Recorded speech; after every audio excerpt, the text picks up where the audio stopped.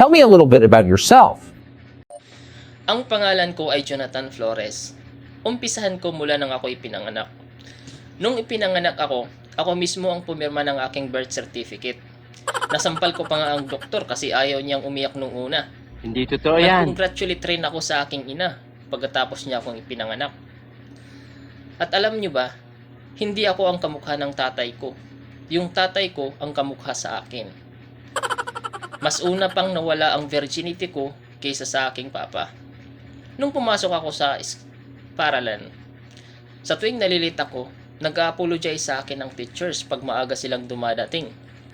Nagtataas sila ng kamay sa tuwing kakausapin ako. Kaya nung nagtapos ako sa kolehiyo, nag-graduate ang paaralan na pinasukan ko.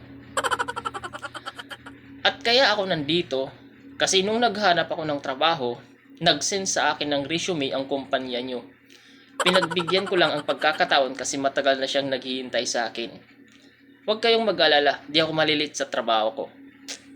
Ako mismo ang gumigising sa aking alarm clock tuwing umaga. Di na rin Bola ako lang yan. tumitingin sa relo. Ako mismo ang nagsasabi kung anong oras na. Okay na ba introduction ko? Get out. Get out.